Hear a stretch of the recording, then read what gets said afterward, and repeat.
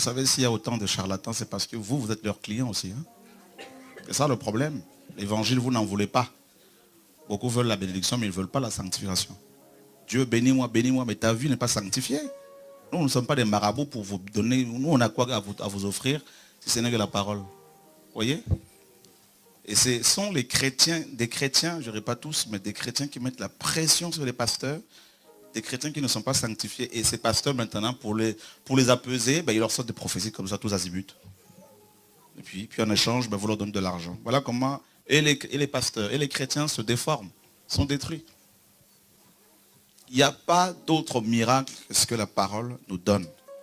Je parle de vrais, des miracles authentiques. Ça n'existait pas. Vous voulez voir Dieu à l'œuvre, vous n'êtes même pas obligé que quelqu'un vous impose les mains. Appliquez ce qui est écrit. Et Dieu agira. C'est aussi simple que ça. Mais l'homme est compliqué. L'homme est compliqué. Je vois des frères et sœurs parfois qui viennent nous voir pour nous exposer leurs problèmes. Et quand on commence à force de les écouter, on se rend compte que c'est eux-mêmes leurs problèmes. C'est tout. Dans la majorité des cas, c'est eux-mêmes. Hein? Non, attendez, on va donner un micro. En fait, l'être humain, il ne se rend pas compte que c'est lui. Ça vient de lui. Il y en a, malheureusement, ils se rendent compte, mais ils sont tellement bornés, tellement incrédules. Mais ce n'est pas incrédule. Parfois, il y a des circonstances qui le poussent à être comme ça. En fait, il y a plusieurs cas de figure. Ben Il y en a qui sont vraiment incrédules. Ils connaissent la parole, comme la Bible le dit. Ils savent, oui. Bien que connaissant le jugement de Dieu, déclarant digne de mort ceux qui commettent de telles choses, mais non seulement qu'ils le font, mais en plus ils encouragent ceux qui le font. Moi, au début, c'était ça. J'ai commencé bien. Après ma conversion, tout se passait bien. Mais après, il y avait mon mari, il sortait de prison, ça a tout changé. Il m'a obligé en fait à choisir entre son amour ou bien le Jésus. Et une fois j'ai pris la Bible, il a voulu la jeter par la fenêtre. Il m'a traité de tous les noms et là c'était vraiment un combat. Depuis, j'arrivais même plus à lire la Bible et j'étais obligée de la lire en cachette. D'accord. Donc à un moment, je me suis dit que je dois choisir. Voilà, c'est ça avec Dieu. La vie est faite de choix, plusieurs choix. Et chacun doit savoir ce qu'il veut. Voilà. Moi, aujourd'hui, je sais ce que je veux. Alléluia. Je lui ai fait confiance et il m'a trahi. Donc, à Dieu. Qui est ton mari, hein? Oui. Ok. Dieu, je sais qu'il ne va pas me tromper, Amen. il ne va pas me trahir. Amen. Donc, Amen. voilà. Gloire à Dieu. Que Dieu soit béni. Merci. Voilà. Donc, il faut préciser que tu es d'origine algérienne. Voilà. Donc, forcément, ton mari n'est pas converti. Donc, mon mari, c'est un musulman, mais non pratiquant.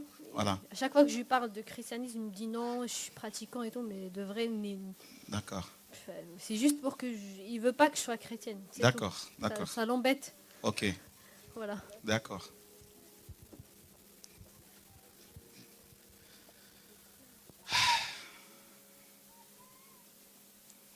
Amen. Dis à ton voisin, ton problème vient de toi.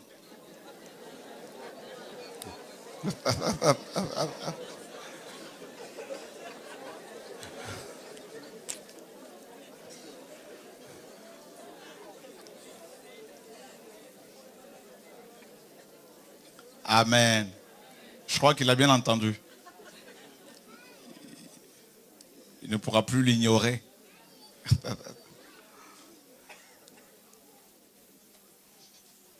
Alléluia. Vous me direz, mais oui, mais non, mais quand même, tout ça, il exagère, tout ça, c'est pas normal. Comment il peut parler comme ça? Bon, ton problème vient de qui? Vient d'où? Ton problème de? Voilà. Parce que Dieu n'y est pour rien. Nous sommes tous d'accord, hein? Qui est d'accord que Dieu n'y est pour rien? À moins que tu ne sois là pour l'accuser. Donc tu peux, dans ce cas-là, hein? Jérémie disait, tu es trop juste pour que je conteste avec toi. Donc il a d'abord commencé par dire au Seigneur, il est trop juste. Néanmoins, j'aimerais te poser des questions sur tes jugements. Pourquoi les méchants prospèrent-ils? À la fin, il dira, je reconnais que Tu les élèves pour pouvoir les faire tomber. Donc lui-même, il parle, et puis il accuse, et puis il se justifie, puis en fait, Dieu n'y est pour rien, gros. Le problème de l'homme vient de l'homme. Et très souvent, nous accusons le diable. Satan ici, Satan là-bas, les sorciers. Il suffit de tomber sur une fausse doctrine. Et oh là là, là, on va trouver des démons partout, on va trouver des sorciers partout.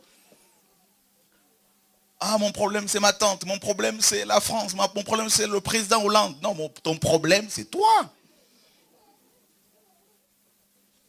Vous savez, comme d'habitude, hein, je ne prépare pas mes enseignements. Donc, je me laisse guider. Voilà. Ton problème, c'est toi.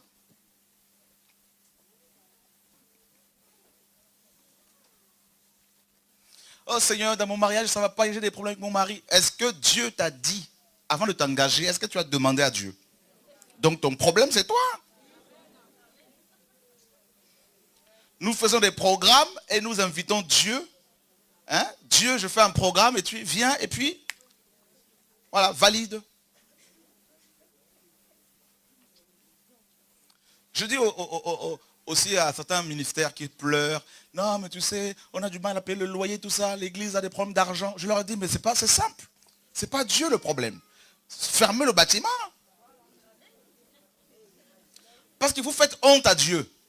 Vous dites aux gens que votre Dieu n'est pas capable de payer votre loyer. Mais fermez. Pourquoi vous voulez vous créer des soucis inutiles?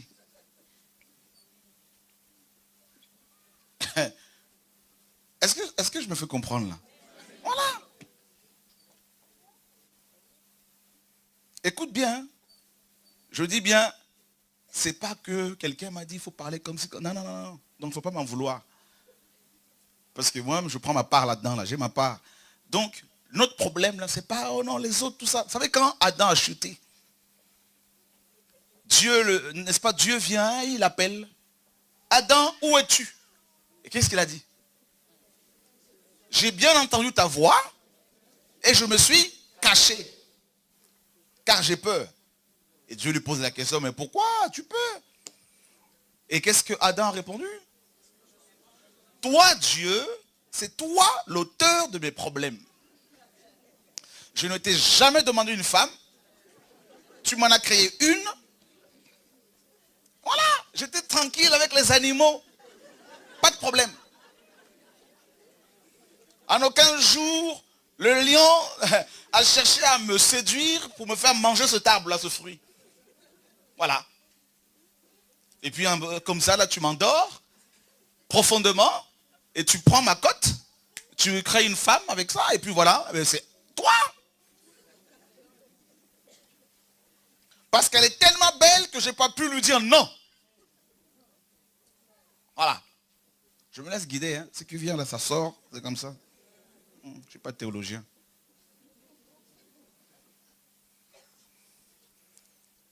Elle est tellement belle. Elle parle bien. Elle a une voix terrible. Et puis quand elle a parlé, quand elle m'a parlé de ce fruit, ben voilà, je suis tombé amoureux du fruit. J'ai mangé le fruit. Donc c'est toi, Dieu. Ok. Dieu est tellement amour. Il se tourne vers Ève. Ève, pourquoi tu fais cela? Dieu, c'est pas mon problème, c'est pas moi le problème. C'est toi. Tu savais que le serpent était le plus rusé de tous les animaux. Pourquoi l'as-tu laissé dans le jardin? Donc c'est pas moi, c'est le serpent. Ok. Dieu, il est tellement bon, il se tourne vers le serpent. Alors pourquoi tu veux? Il maudit le serpent. Parce que le serpent n'avait personne pour accuser. Parce qu'il sait que son sort était déjà réglé depuis le ciel. Réglé. Voilà comment nous sommes. Nous avons hérité de ce gène-là. Vous voyez, voilà, d'Adam. Le fait d'accuser toujours l'autre. C'est toi le problème. Tu pries aujourd'hui, tu es dans le feu. Un homme débarque, tu tombes amoureuse, tu oublies Jésus. Vous allez vous marier alors que vous ne vous connaissez même pas. Il faut au moins 1 an pour connaître un homme. Les belles paroles, oh t'es belle, tout ça là. Tu oublies que Dieu te dit toutes ces paroles depuis ta conversion. Tu occultes toutes ces belles paroles du Seigneur et tu te laisses séduire par les paroles d'un homme. Et le jour où ça va commencer à aller mal, moi il ne faut pas venir me voir. Comme je vous dis, je ne suis pas pasteur. Je crie. Mon problème s'arrête là. Je crie. Ah oui. Oh non, mais tu sais tout ça, tu sais quoi? Tu as épousé. Combien de gens n'ont-ils pas épousé des sorciers? La précipitation.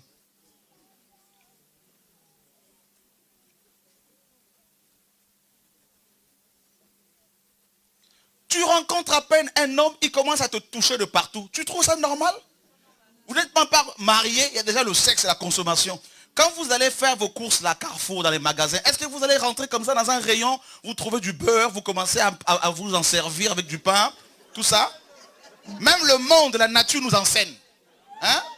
Vous allez voir un vigile viendra vous voir pour vous dire le beurre que vous goûtez là, tout ça. Est-ce que vous l'avez payé? Non. Il faut d'abord passer par la caisse, ensuite tu peux consommer. Vous n'êtes pas passé devant Dieu bien comme il faut là pour payer votre mariage. Là. Vous commencez à consommer. Et quand il y a des problèmes, on dit, frère, nous devons revenir à la parole. Vous savez, moi, quand l'onction vient comme ça, là, je sors tout. Et comme je dis, hein, aujourd'hui, je peux tout parler, je peux tout dire.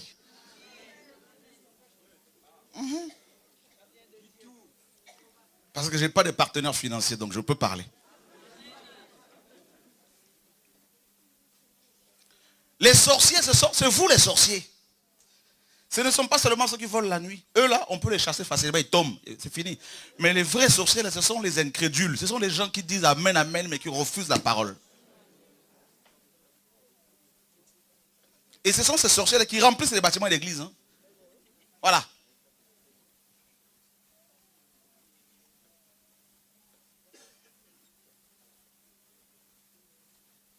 Qui sont là? Adultère, convoitise, masturbation, impudicité, tout ça là, drogue, tout ça là, ils sont dans tout ça. Mais Seigneur, Seigneur, Seigneur, ici là, il y en a, Dieu me montre là, ils fument.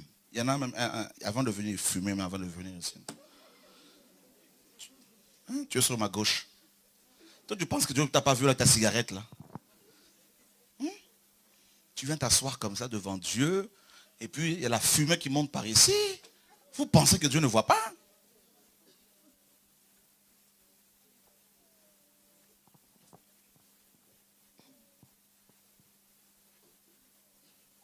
Parfois, je me dis, je veux m'enfermer encore seul, je reste à la maison et je ne vois plus personne. Mais Dieu me dit, il faut parler, il faut crier. Parce que quand tu te tiens devant les gens, tu sens le péché, tu vois le péché partout. Ça sent le roussi, là, ça sent le péché. Comment voulez-vous que Dieu agisse dans vos familles, dans vos projets? Parce qu'il n'y a pas la sanctification. La Bible dit que Dieu, la parole dit clairement, sans la sanctification. C'est pas moi qui le dis. Tout à l'heure, une jeune sœur qui chante m'appelle. Elle est en train de sortir son album. Elle a craint Dieu, donc je tiens à l'encourager. Elle était étonnée. Elle dit, je ne comprends pas, pourtant la parole est claire. C'est écrit dans la Bible que nous avons reçu gratuitement, nous devons donner gratuitement. Elle dit, mais je ne comprends pas certaines personnes qui chantent, qui continuent quand même malgré qu'elles ont entendu ce message, continuent quand même à vendre leur CD. Je lui dis, mais c'est comme ça, l'homme est comme ça. La parole est tellement claire, tellement simple, limpide, mais on n'en veut pas. Le problème est là. Le problème c'est que cette génération, les chrétiens de cette génération veulent des gourous, veulent des marabouts, veulent des voyants. Voilà pourquoi les prophètes marchent bien. Ça marche les prophètes dans le christianisme actuel. Les gens font la queue pour recevoir leur prophétie. Mais jamais ils font la queue devant le trône du Père pour recevoir sa parole.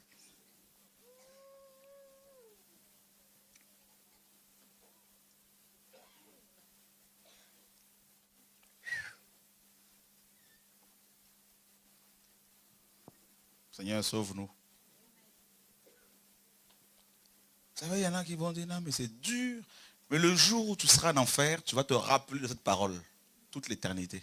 Oh, si je savais. Oh, si j'avais su. Pourtant, tu le sais.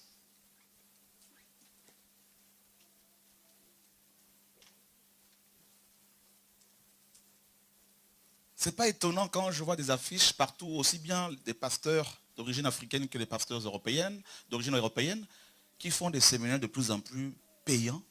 C'est parce que les chrétiens ne veulent plus la sanctification. pasteurs belges font une conférence, c'est sur Top Chrétien. Voilà, ce site complètement babylonisé, jézabélisé, ce sont des termes que j'ai inventés.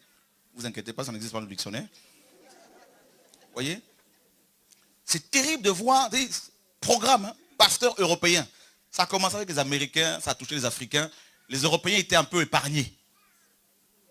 Ils faisaient des séminaires, là, c'était gratuit. Maintenant, là, ils commencent à dépasser même les Africains. Conférence, ils ont invité des ministères israéliens. 20 € la soirée. 100 € les 5 jours de séminaire. Voyez? C'est quand même incroyable, dans une période de crise économique, en plus de cela, pour vous montrer à quel point ce sont des requins. 5 jours de séminaire, 100 €. Donc ils sont en train de dire aux pauvres, vous n'entrerez pas dans le royaume de Dieu. C'est ça leur évangile. C'est comme si Jésus disait, hein, eh ben, je vais faire un séminaire quelque part, et puis eh ben, c'est 100 €, 500 € le séminaire de Reinhard Bonnke, 500 €, 5 jours de séminaire. Vous vous rendez compte, 500 €? C'est presque un salaire, ça. C'est un loyer. Et où sont les gens pour dénoncer ces pratiques? Tout le monde est d'accord, pas de problème. Top chrétiens, les chrétiens là-dedans, ils sont top. Mais ils sont top dans quoi? Dans la cupidité. Ça là, je ne veux pas les lâcher ces gens-là. Jamais. Il faut qu'ils m'amènent devant les tribunaux là pour pouvoir les dénoncer devant les juges.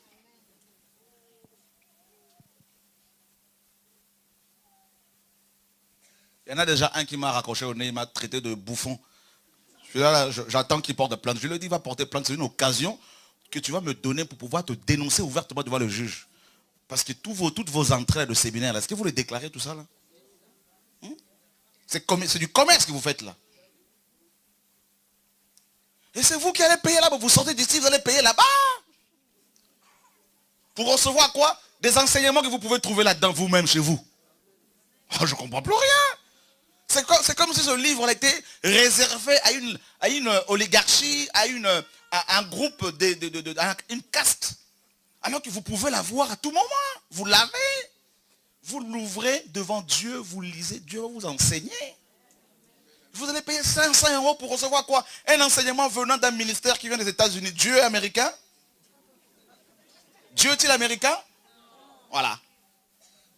On est complexé. Quand on entend God bless you, tout le monde, alors là c'est...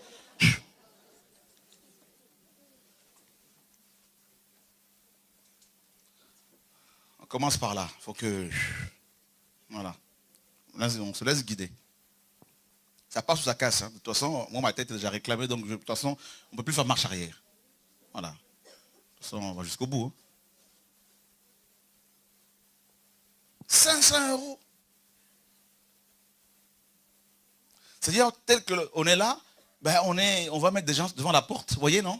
Et puis chacun, les gens qui viennent comme ça, comme vous tous, là, on va demander, ben chacun, ben, vous avez 20 € là, tout ça là, vous vous rendez compte? Pour aller entendre la parole de Dieu. Il faut payer. Et quand les gens vont dans les meetings de Sarkozy, tout ça là, c'est gratuit. Quand les gens vont à Saint-Pierre là-bas, là, au Vatican, c'est gratuit. Les témoins de Jéhovah, ils donnent gratuitement leurs ouvrages. Les Mormons qui sont le faux comme les témoins de Jéhovah, ils donnent gratuitement leurs ouvrages. Mais les chrétiens évangéliques là, il n'y a pas plus cupide qu'eux. Je crois même qu'ils ont dépassé de loin le démon de cupidité, dans la cupidité. Je suis convaincu même que ce démon, il doit s'arrêter de temps à autre et les admirer tellement qu'ils sont bien formés.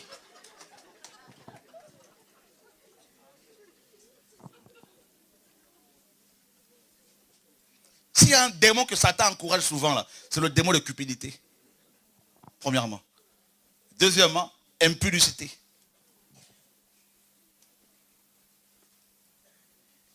Alléluia. On va être des champions. Voilà leur message. Majesté. Quelle majesté? Majesté dans l'impudicité. Majesté.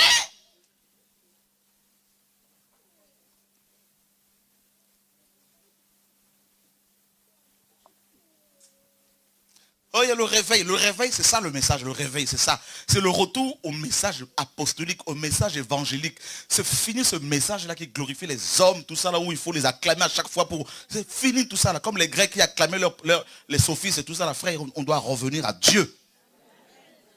Fini la comédie.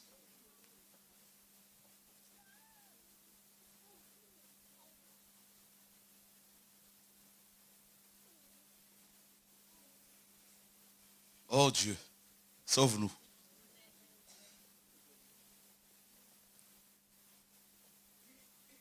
Même les enfants, c'est 15 euros. Les enfants. 15 euros pour les enfants. Alors, les couples, c'est 25 euros. Alors là, c'est...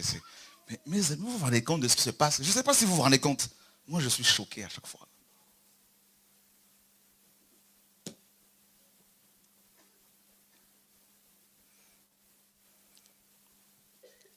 Et c'est nous qui recevons ces blessés de la guerre. Les blessés de guerre, là, on le reçoit, là, frère. Les gens, ils viennent là, tellement qu'ils sont dépouillés, il faut trouver quelques billets pour les soutenir de nouveau. Non, c'est quand même incroyable, frère, parce que c'est pas possible. Des gens à qui on dit, il ne faut pas payer le loyer ce mois-ci, donnez cet argent par la foi, Dieu vous bénira, tout ça là. Mais c'est quoi cet évangile? Allez faire des prêts, tout ça, Dieu vous bénira, alors que la parole dit qu'on ne donne que ce que l'on a. Dieu ne veut pas agréer ton argent si tu vas faire un prêt pour donner à l'assemblée. Ce n'est pas une offrande que Dieu va agréer.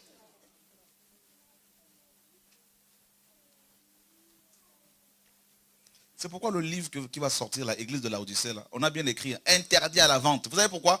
Parce qu'on commence à vendre nos livres là. Alors qu'on dénonce cela, on prend nos livres ici, les gens vont les distribuer, je ne sais pas où ils vont les vendre. Donc nous sommes obligés de mettre maintenant à chaque fois là, interdit à la vente.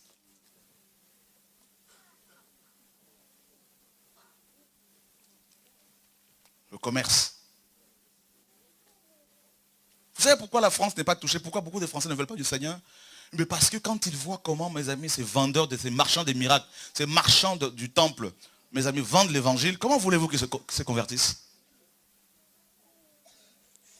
Les gens ont du mal à joindre les deux bouts, frères et sœurs, et ils viennent comme ça, entendre le message de la parole, ils vont sur des sites internet, on leur dit, bon voilà, vous devez payer tant, vous devez payer tant, payer tant. Un chantre va recevoir des cantiques aujourd'hui, et qu'est-ce qu'il va faire? Il va le mettre de côté pendant un an. On lui pose la question, mais les cantiques que tu as reçus il y a un an, tu as fait quoi? Non, mais je suis en train de les collectionner parce que je vais mettre ça sur CD pour vendre. Vous vous rendez compte, frère et sœurs? Mais si entre-temps, les gens à qui ces chants étaient destinés meurent, s'ils meurent là, alors que Dieu t'a donné ces chants pour les sauver, et toi tu les gardes, tu enterres ces dons là, le jour où tu vas mourir là, tu vas rendre des comptes à Dieu. On reçoit les cantiques, on les donne. On reçoit l'enseignement, on le donne. C'est ça le royaume de Dieu. C'est ça la parole.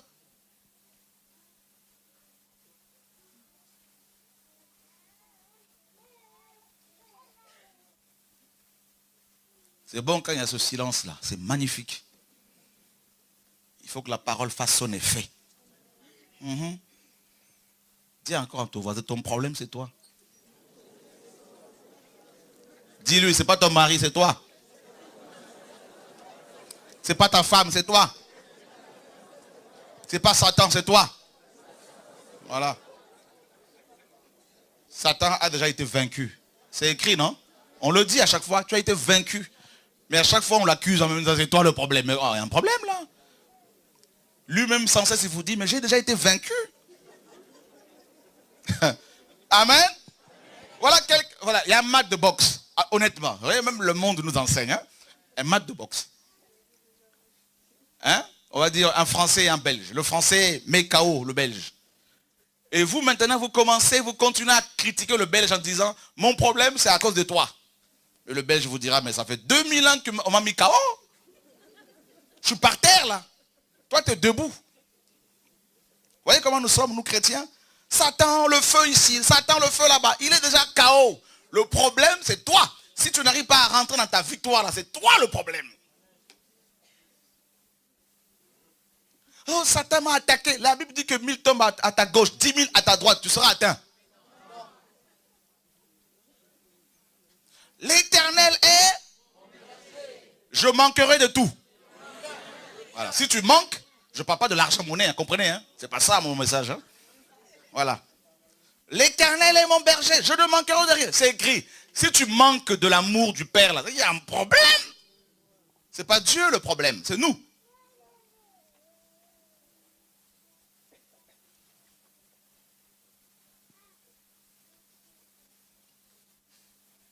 Je dis toujours au Seigneur, encore cette semaine, pendant que je priais, je pleurais devant son trône. Je dis toujours au Seigneur, le jour où je verrai que tu n'es plus avec moi, je vais fermer. J'ai toujours dit ça. Si je m'aperçois que tu n'es plus là, j'arrête. Vous savez, je vais vous dire une chose. Ici, là, on a failli arrêter il n'y a pas longtemps. Hein. Dans une vision, Dieu m'a dit encore, je ne vous dirai pas. Voilà, pour l'instant, on va... Pas aujourd'hui. Alléluia. Il faut, Dieu a tout accompli. Nous sommes là. Seigneur, tout ça. Oh, Satan m'a attaqué cette nuit. Un mari de nuit est venu m'attaquer. Une femme de nuit. Le problème, c'est toi à chaque fois. Oh, ma tante m'attaque. C'est toi le problème. C'est pas ta tante. Ta tante. Moi, ma tante va venir chez moi pour faire quoi? Elle va venir faire quoi déjà chez moi? La nuit? Ah ben non, c'est chez moi. Et chez moi, c'est plus chez moi, c'est le Seigneur qui habite. Alors elle va venir faire quoi? Donc si ta tante arrive à rentrer chez toi, le problème c'est toi. Ne cherche pas à accuser les autres. Non.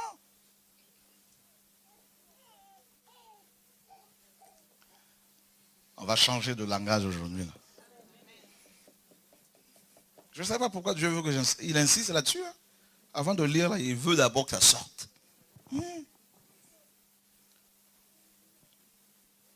Oh Seigneur, tout ça vraiment, tout, Seigneur, j'ai des problèmes d'argent. Dieu t'a donné 100 euros, tu prends 10 euros, tu donnes à quelqu'un. Est-ce que c'est Dieu qui t'a dit de donner ces 10 euros à cette personne-là? Si tu es dans la désobéissance et Dieu bloque tes finances, et tu vas commencer à dire que c'est le diable? Un enfant de Dieu qui est obéissant ne peut pas être bloqué par Satan. C'est ça le message apostolique. Jamais.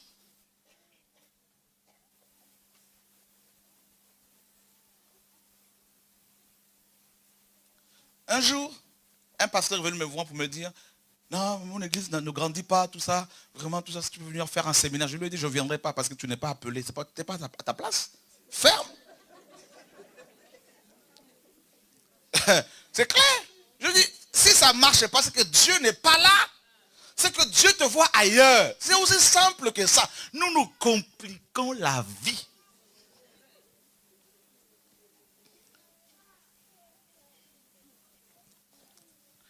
Ça, c'est à moi. On est tous d'accord, non? Ok. Je le donne au frère. Ah, mais fais attention quand même là. Comment tu le tiens là? Mais fais attention comme tous les jours, je l'embête comme ça là.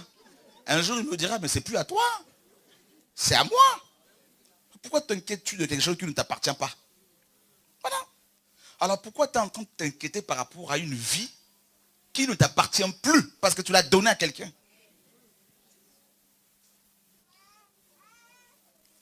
Si tu t'inquiètes encore, c'est parce que quelque part, tu as encore ouvert des portes. Ou il y a encore un péché qui est là. Vous pensez que je ne suis pas attaqué par les démons, par les sorciers? Mais les attaques que je subis là, si je vous dis tout là, vous allez crier. Mais pourquoi je ne meurs pas?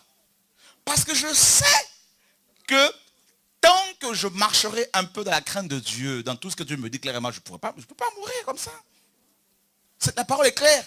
Paul a dit, j'ai achevé la mission que tu m'as donnée, j'ai achevé la course. Avant de mourir, Paul, vous avez vu tous les combats de Paul, mais il fallait qu'il achève la course.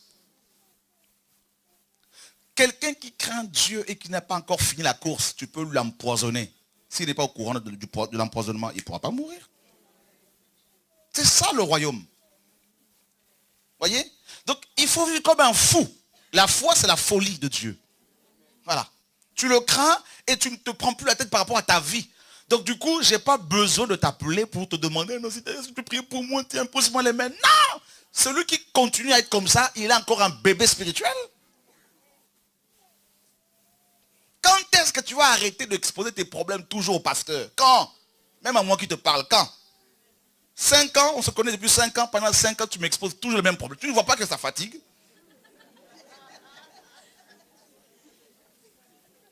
Moi, je vais être honnête. Hein. Je veux vous enseigner la vérité. Dis à ton voisin, ce monsieur dit la vérité. C'est ça.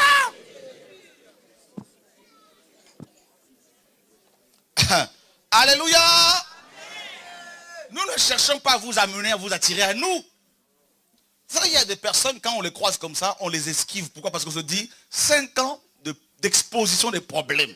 Alors il faut éviter parfois. Là, c'est... Bah oui. Il y en a, on les voit, ah bonjour, parce qu'on se dit, ça va être un encouragement. Ah frère, tiens bon, parce que vraiment Dieu m'a parlé, et le Seigneur revient, waouh, ça c'est bon là.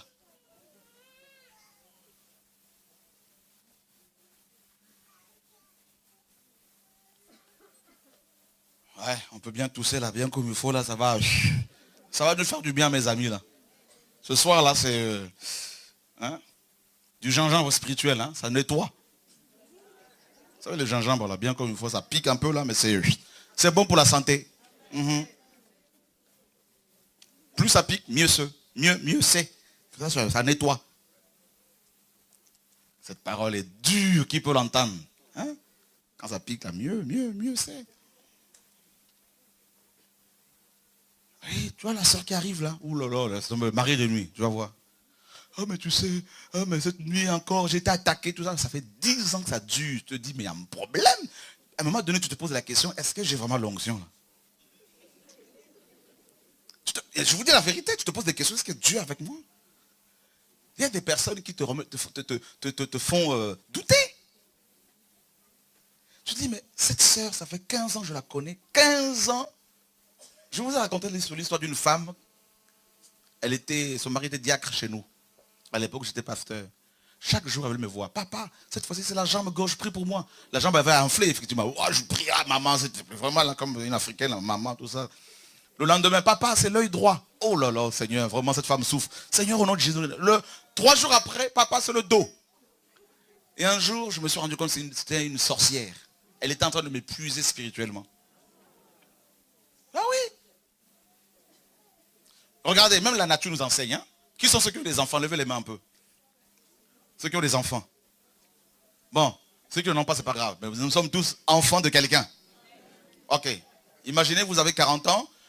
Vous allez voir votre maman un jour. Maman, ça va aujourd'hui? Oui, mon fils. Maman, je veux du lait. Je veux téter. Je suis convaincu que votre mère, qu'est-ce qu'elle va faire? Soit elle va appeler un psychiatre, parce que là, c'est carrément un problème qui dépasse la psychologie, c'est la psychiatrie carrément, là. Ou soit c'est un coup de... Voilà. Alléluia. Je suivais les informations avant-hier, et il y a un homme, il a 40 ans, il se prend pour un adolescent. Et il a des conflits quotidien avec sa mère. Il est 40 ans, il est en train de jouer avec ce jeu vidéo comme un adolescent. Qui a suivi ça? C'est terrible, frère. 40 ans. Et bien voilà comment beaucoup de chrétiens se trouvent dans nos églises. Ils ont 40 ans, ils ont 30 ans, ils ont 20 ans de vie chrétienne, 15 ans. Ils sont toujours là en train de demander du lait. Je veux du lait, s'il te plaît. Je veux téter, s'il te plaît, maman, téter, tout ça. Papa, tout ça. Maman, je veux ma totote, tout ça là. Ça, la tétine là, tout ça. 50 ans avec des couches. Tétine. Voilà le christianisme actuel. Vous rigolez, mais c'est comme ça que nous sommes. Voilà. Nous avons des gros bébés qui ne veulent pas grandir. Comme je vous ai souvent dit, nous sommes là dans cette génération du McDrive. Tout va vite. Tout de suite. J'appuie sur un bouton, tout sort. Je fais la queue, j'arrive devant, je commande. Tu veux quoi? Ben, je veux un hamburger, tout ça. Il n'y a pas de problème. À moins de 10 minutes, c'est sort, c'est fini. Tout est... Ou tu vas dans un magasin de surgelé, ben, tu as un micro-ondes. Voilà. Aujourd'hui, ben, très peu de gens savent faire à manger parce que tout est déjà préparé. Du prêt à porter. Tout va vite. Hein? Eh ben, nous voulons aussi un Dieu comme ça. Voilà.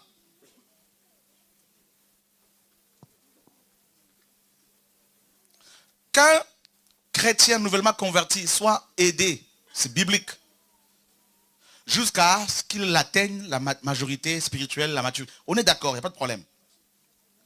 Mais que des gens convertis depuis 15 ans, 10 ans, 20 ans, 30 ans.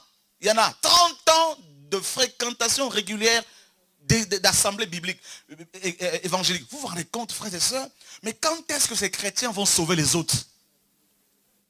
C'est comme un serpent qui mange sa queue. C'est pour ça que les pasteurs sont épuisés comme ça.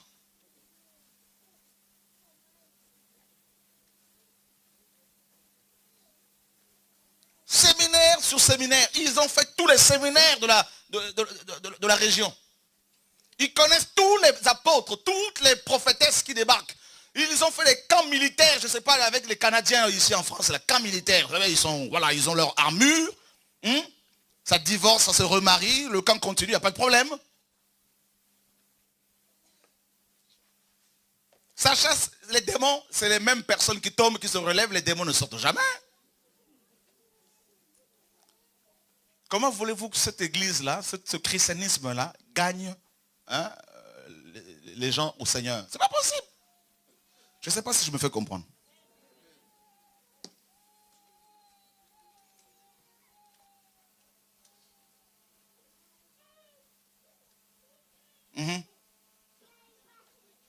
Un témoignage. On va donner le micro.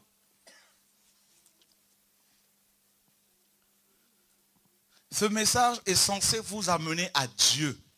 C'est beaucoup plus facile. Amen. On peut demander conseil aux frères et sœurs, il n'y a pas de problème. On peut nous demander conseil, il n'y a pas de problème. Mais comprenez mon langage. Bonjour tout le monde. Moi, je voulais juste faire un témoignage par rapport à ce que le frère disait. Je suis étudiante et j'ai fait 5 mois de stage à Taïwan, en Asie. Pendant que j'étais là-bas, je n'avais pas d'assemblée, en fait. Et donc, du coup, j'ai commencé à avoir des... C'est vrai que j'ai ouvert une porte par rapport à ça. Et j'ai commencé à faire des rêves et tout, où j'avais des rapports sexuels. C'était vraiment le matin, quand je me levais, je sentais vraiment que c'était vrai.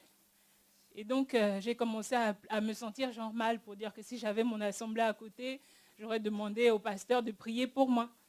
Je me sentais mal. Alors que je continuais à faire les rêves, je priais un peu, genre, dire mes seigneurs et tout. Pourquoi là, je suis seule, j'ai même pas un frère ou une sœur pour prier pour moi.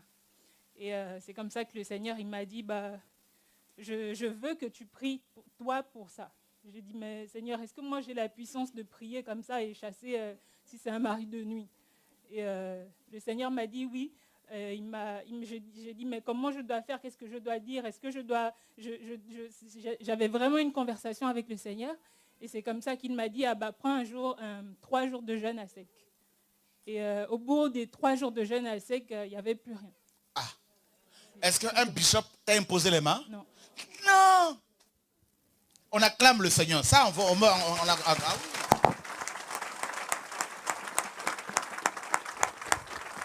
Gloire à Dieu. Vous savez, le Seigneur, quand il m'a visité, il m'a dit, va et libère mon peuple. La libération des chrétiens ne peut se faire sans la prédication de la parole pure. Vous ne pouvez pas libérer les gens tout en leur disant d'être dépendants de vous. Vous comprenez? Libérer les gens, c'est quoi? Le Seigneur m'a dit clairement, beaucoup des pasteurs, il m'a amené devant son trône, je me rappelle qu'il y a quelques années de cela, il m'a dit, beaucoup des pasteurs, après avoir gagné les âmes, ils me le présentent et ils repartent avec. Donc libérer les chrétiens aujourd'hui, c'est les libérer par rapport au péché, par rapport aux pasteurs qui les tiennent captifs. Vous pouvez être chez vous, à la maison, et être captif d'un pasteur. Parce qu'un pasteur peut vous contrôler juste par son enseignement. Un enseignement erroné qui vous a donné. Du coup, vous vous sentez obligé de l'appeler constamment quand vous avez des problèmes. Vous voyez? Et le premier réflexe que beaucoup de gens ont, quand ils ont des problèmes, les chrétiens notamment, c'est appeler les hommes au lieu de se référer à la parole, à Dieu, dans la prière. Et c'est ça le problème qui nous ronge. Voyez? C'est ça le problème qui nous ronge.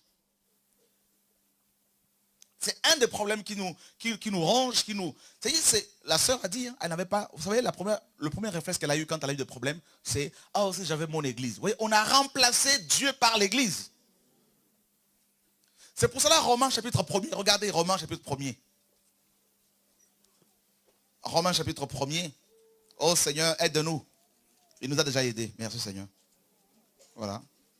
Tu dis une chose et puis il te dit, ça a déjà été fait. Tout est accompli. Romains 1, à partir du verset 18. La colère de Dieu se révèle du ciel contre toute impiété et toute injustice des hommes qui retiennent injustement la vérité captive. Car ce qu'on peut connaître de Dieu est manifeste pour eux, Dieu leur ayant fait connaître. En effet, les perfections invisibles de Dieu, sa puissance éternelle et sa divinité se voient comme à l'œil nu depuis la création du monde quand on les considère dans son ouvrage. Ils sont donc inexcusables. Ce n'est pas moi qui le dis, c'est Dieu qui le dit. Ces gens-là sont inexcusables parce qu'ils ont connu la vérité, ils connaissent la vérité. D'accord? Et c'est terrible. Et j'arrive, ma soeur. Car ayant connu Dieu, ils ne l'ont point glorifié comme Dieu et ne lui ont point rendu grâce. Mais ils se sont égarés dans leur cœur, dans leurs pensées, et leur cœur sans intelligence a été plongé dans les ténèbres. Se vantant d'être sages, ils sont devenus fous. Et ils ont changé la gloire du Dieu incorruptible en image représentant l'homme corruptible. Voyez comment ils ont fait? Ils ont remplacé Dieu par l'homme. D'accord? Ils ont remplacé Dieu par l'homme. Et la parole continue. C'est pourquoi Dieu les a livrés, donc des oiseaux, de quadrupèdes et de reptiles. C'est pourquoi Dieu les a livrés à l'impureté selon les convoitises de leur cœur. Ainsi, ils déshonorent eux-mêmes leur corps. Et eux qui ont changé la vérité de Dieu en mensonge et qui ont adoré et quoi? Servi la créature au lieu du Créateur qui est béni éternellement. Et ça, c'est grave. Ils ont changé la vérité de Dieu en mensonge.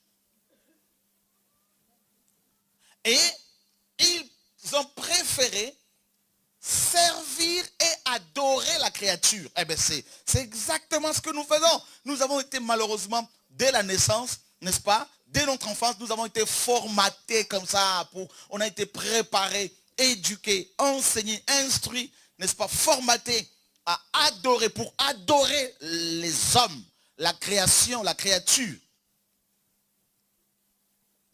Voilà pourquoi pour beaucoup, eh bien, Dieu c'est la nature. Leur Dieu c'est la nature, voilà. La création, ils adorent la création. Ils vont couper un arbre, ils vont, n'est-ce pas, avec une scie, ils vont donner une forme humaine ou d'un oiseau à ce bout de bois. Et le reste de ce bois, ils vont s'en servir pour faire cuire, n'est-ce pas, pour faire cuire leur viande. Et ce qui va rester là, mes amis, ils vont en faire une idole devant laquelle ils vont s'agenouiller. Ils vont l'appeler Dieu. Ils vont l'adorer comme Dieu. Ça va? Dieu lui fait du bien. Merci Seigneur. Voilà, on se laisse guider. Le Seigneur va faire son œuvre en elle. Alléluia. Merci Père. Père, au nom de Yeshua, que cet enfant soit délivré. Au nom de Yeshua, notre Seigneur et Sauveur. Que cet esprit le lâche maintenant. Maintenant. Maintenant.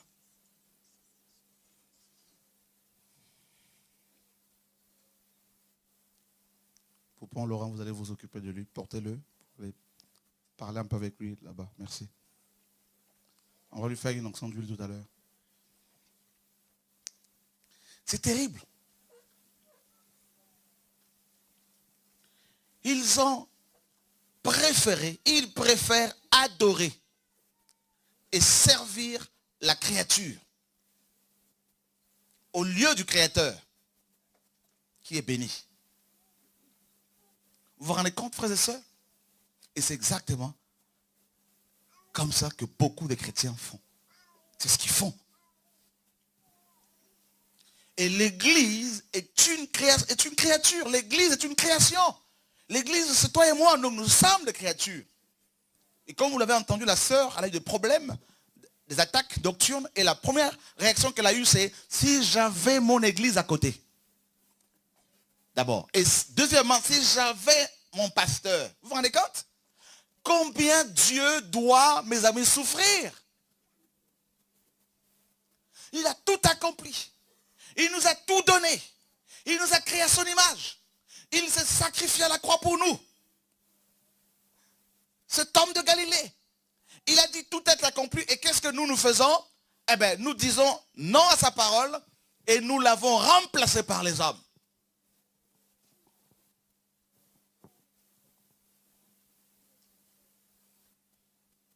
Et c'est pour cela que ces hommes, ces pasteurs également vous font croire que si vous ratez un dimanche, eh bien, vous péchez. Voyez? Ils ont tellement sacralisé le dimanche que si vous ratez le dimanche, là, vous recevez des coups de fil de tout le monde. C'est comme si vous êtes égaré. Ne plus aller dans une assemblée locale, pour beaucoup, n'est-ce pas? Ne plus fréquenter une assemblée locale pendant quelques temps, c'est synonyme d'égarement. Pourquoi? Parce qu'on a remplacé le royaume de Dieu par l'église locale, le bâtiment. Et on a remplacé Dieu par le pasteur. Voilà pourquoi le bâtiment devient le royaume de Dieu, le pasteur devient le Dieu de ce royaume. Eh bien, vous êtes les membres de ce royaume. Voyez? Et les autres chrétiens n'existaient pas.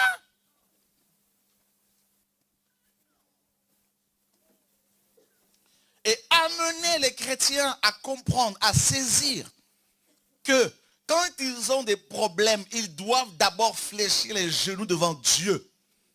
Prier son nom, le chercher dans la prière. Et que Dieu maintenant leur dira, faites ci, faites ça. Non, la première réaction c'est, j'appelle un frère, j'appelle une sœur. Mais et si cette personne que vous appelez n'a pas une inspiration pour ce moment-là, et vous donne un conseil, un mauvais conseil, vous allez faire comment?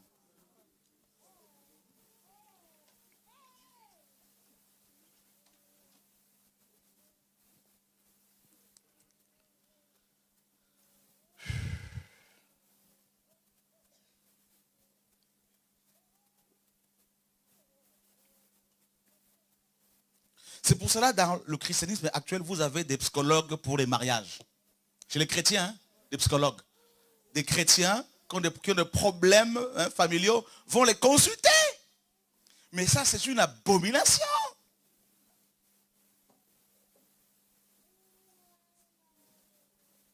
Comme Dieu, on ne le voit pas avec nos yeux physiques, eh bien, on ne veut pas croire. On se dit chrétien, pourtant, la base de la vie chrétienne, c'est la foi.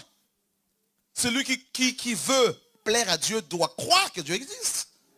N'est-ce pas? Et sans la foi, il est impossible de lui être agréable. Impossible. Mais la foi, oh là là, mais on ne le voit pas trop, Dieu. Mais vous savez, et il y a des enseignements comme ça qu'on nous a donnés hier. Confiez-vous en... croyez en Dieu, vous serez affermis. Vous réussirez. Confiez-vous à ses serviteurs, ses prophètes. Vous serez affermis. Voilà, donc 2 Chroniques 20, 20. On connaît ce passage-là. Tout est tourné vers l'homme. Les enseignements qui sont donnés sont faits pour vous attirer vers l'homme. C'est pour cela qu'ils se positionnent comme des pères spirituels.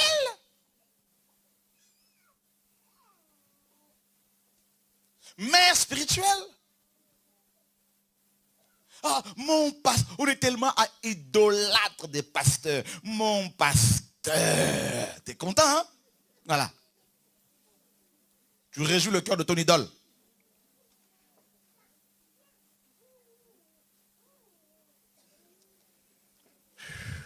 Seigneur. C'est pour cela que quand la vérité arrive comme ça, beaucoup de chrétiens disent, non, mais c'est parce que mon pasteur a dit. Hein. Mais oui, mais ton pasteur, honnêtement, on s'en fiche. Chora, on s'en fiche. Qu'est-ce que la Bible dit? Dis à ton voisin, ton problème c'est toi.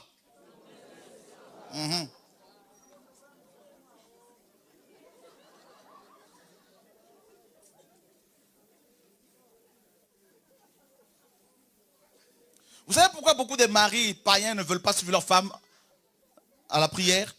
Parce qu'ils ont plus de discernement. Étant païens, hein, traités de tous les noms, hein, par leurs femmes chrétiennes, soi-disant. Mais pourtant, ils ont plus de discernement que vous. Parce que vos maris se rendent compte à quel point votre salaire, là, est en train d'enrichir votre pasteur. Hein? Comme les femmes sont souvent les grandes victimes, là. Alors là, vous savez, Satan, quand il a voulu attaquer le couple, le premier couple, il n'est pas passé par Adam parce que l'homme réfléchit. Je veux dire, la femme réfléchit aussi. Il faut toujours équilibrer les choses ici. Hein? Alléluia! Je veux dire par là, l'homme raisonne beaucoup. La femme, c'est le cœur, l'homme, c'est le cerveau. Parce que l'homme, c'est la tête. Voilà. Parce que c'est suivi dans le monde entier. À chaque fois, il faut appeler l'équilibre là. Parce que Dieu m'aide beaucoup. Hein? Alléluia.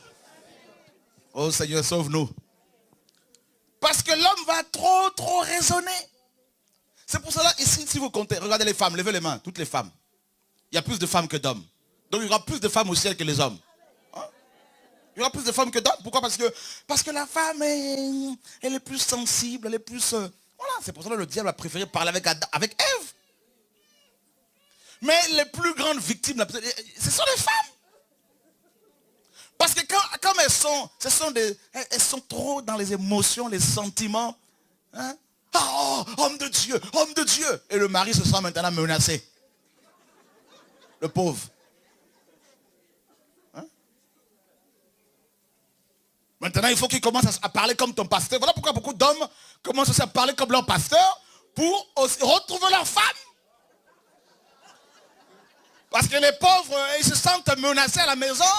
Matin, midi, soir, mon pasteur, mon pasteur, mon pasteur. La femme est limite amoureuse. Vous allez dire, on connaît ces choses-là. Vous pensez que... Ici, on dit tout.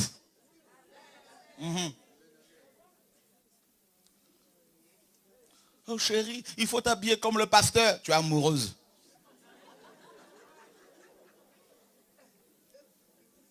Ton chéri pèse 100 kilos, le pasteur pèse 50 kilos. C'est pas pareil? Alléluia! Ou le pasteur pèse 100 kilos, ton chéri 50 kilos. C'est pas pareil? Voilà. Je balance tout ce qui vient à l'esprit de la sage. Quand ton pasteur vient chez toi à la maison, comment tu t'excites? Tu es toute... Tu vas aller au marché, tu vas acheter du poisson, tu vas acheter telle chose, tout ça là. Tu vas tout... Mon ami. Mais quand c'est ton mari, jamais tu t'es sacrifié comme ça là. Jamais. Et quand le pasteur vient à la maison pour manger, eh ben, à table, ton chéri veut avec sa fourchette attraper le morceau, le bon morceau là. Tac. Ça c'est pour le pasteur. Comment veux-tu que ton mari ne soit pas jaloux? Alléluia! Dis à ton voisin, il faut une réforme.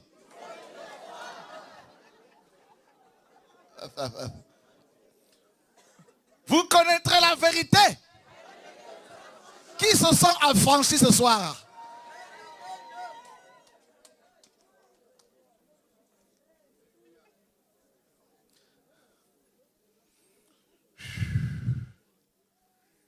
Seigneur, sauve-nous. Moi, j'ai vu des frères complexés. Hein?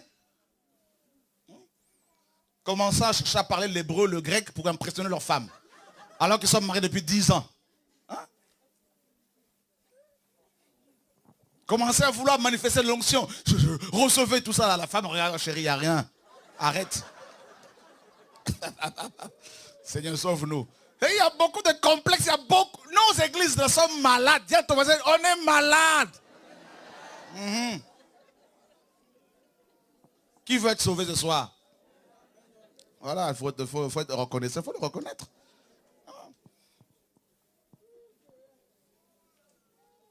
On préfère adorer la créature.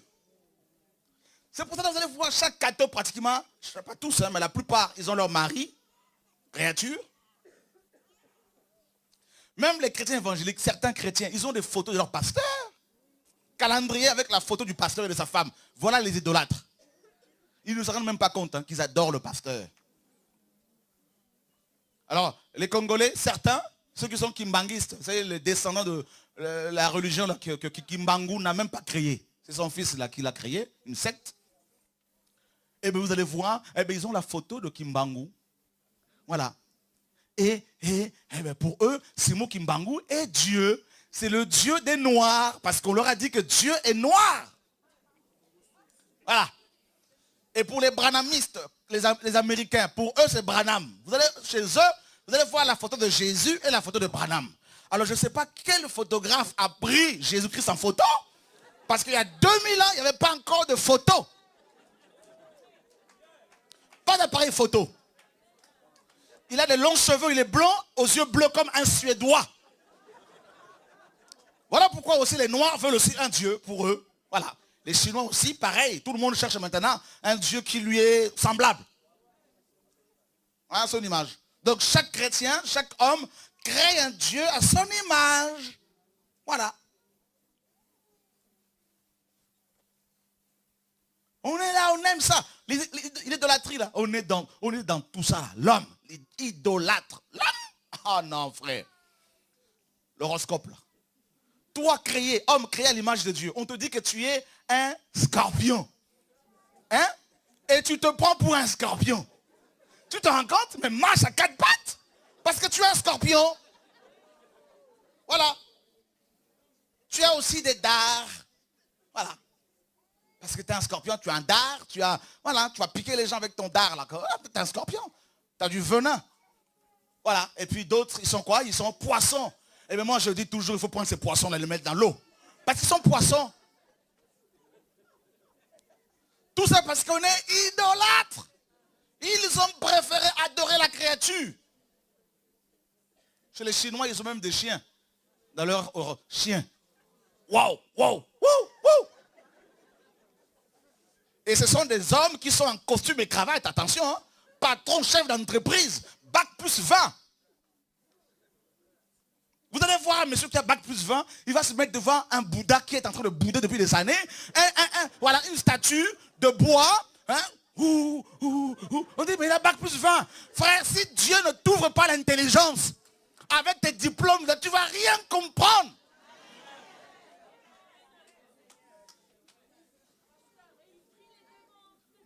En plus.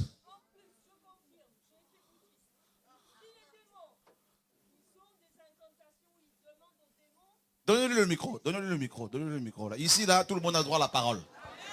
Voilà. Salomon Carmel. On ne coupe pas l'onction. Oh non, l'onction est coupée. Non, non, on ne peut pas interrompre l'onction. Non.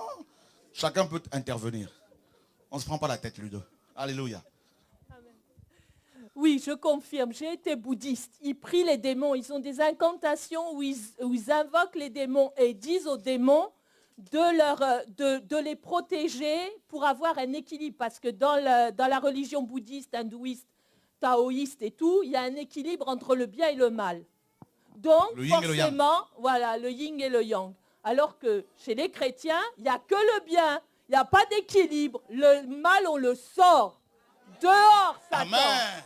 Amen. Alléluia. Gloire à Dieu. Acclame Jésus. Amen.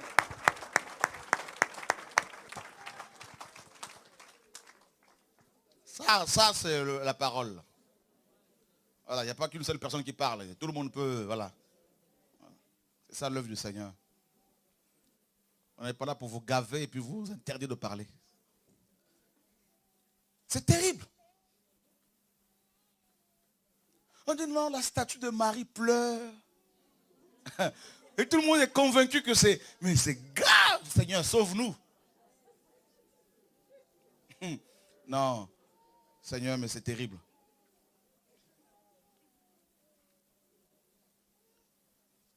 Dorénavant, si tu as un problème, comment vas-tu t'organiser? Qu'est-ce que tu vas faire? D'abord, il faut chercher. Ah! D'abord, c'est le Seigneur. Invoque-moi, je te répondrai. C'est dans quel passage là? C'est dans quel livre? Hein? Jérémie 33, 3. Jérémie 33, 3. Voilà, ben vous connaissez la parole, frères et sœurs. Alléluia. Invoque un pasteur et il te répondra. Appelle ton bishop à Martinique et il va t'aider. Appelle maman. Vous savez, chaque année, vous avez un message annuel que vous donne. Cette année, voilà, tout le monde doit suivre ce message. Voilà, c'est sur le calendrier du ministère. Dis à ton voisin, sorcellerie. Posez-moi la question, qu'est-ce que la sorcellerie? C'est le contrôle. C'est-à-dire, si tu es dans une église où les gens veulent toujours savoir ce que tu fais, où tu vas, avec qui tu parles, contrôle, sorcellerie. Ah bah oui. Ils peuvent parler des sorciers, tout ça là, mais alors que c'est eux les grands sorciers, parce qu'ils vous contrôlent. Combien vous gagnez? Hein? Remplissez une fiche. Quelle fiche là? Quelle fiche encore vous allez me faire remplir? Parce que mon nom est déjà écrit là-haut. Oh, fiche de membre. Quel membre? Je suis déjà membre du corps de Christ. C'est ça le royaume de Dieu, frères et sœurs. Psaume Psaume 105. Vous êtes fatigué? Non. De toute façon, si vous êtes fatigué, ça paraît très bizarre.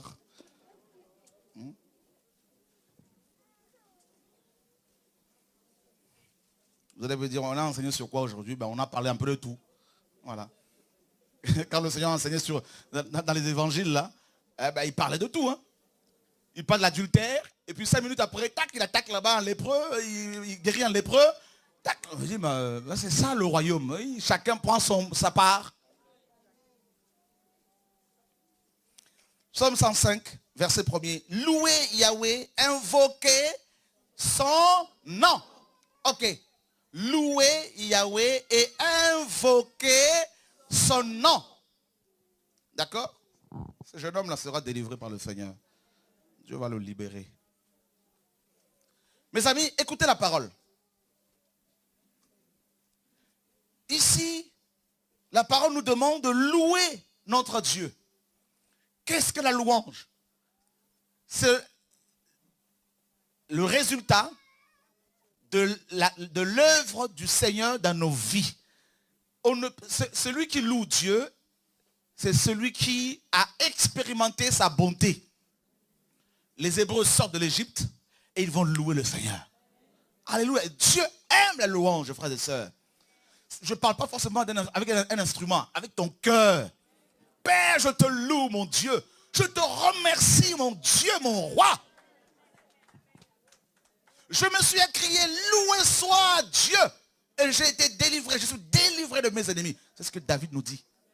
Tu veux être délivré? Commence à louer Dieu. Dans tes problèmes, loue Dieu. Arrête de gémir. Commence à louer. Tu apprends une mauvaise nouvelle, plie tes genoux. Une mauvaise nouvelle, plie tes genoux. Commence à louer. Avant même d'appeler, oh non, je vais appeler un frère. Arrête ça. Ton millénium, il faut mettre de côté. Ton portable, tu peux l'éteindre. Loue. Jesus Christ. Jesus Christ. Un témoignage? Hein? Donnez-lui le micro, donnez-lui le micro. Dieu confirme des paroles dans vos cœurs. Tu veux remporter de grandes victoires? On te persécute, loue Dieu. On t'attaque la nuit, loue Dieu. Les maris de nous t'attaquent, plie les genoux, loue Dieu. Les femmes de nous te combattent, plie tes genoux, loue Dieu. Les gens s'associent contre toi, plie tes genoux, loue Dieu. Jesus Christ. Commence à mettre Dieu à sa place dans ton cœur, dans ton foyer, dans ton ministère. Commence à le louer, commence à l'exalter, commence à le magnifier, commence à l'exalter, frère. Et tu feras des choses incroyables que le monde n'a pas encore expérimenté. Jesus. Jesus Christ. Oublie tes problèmes. Dieu t'a créé pour le louer. Oublie tes attaques. Dieu t'a... Oh my God, il est là. Jesus Christ.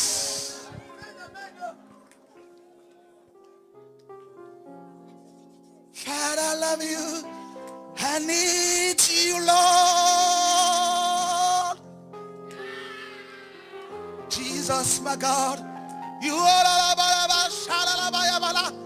I need you, Lord.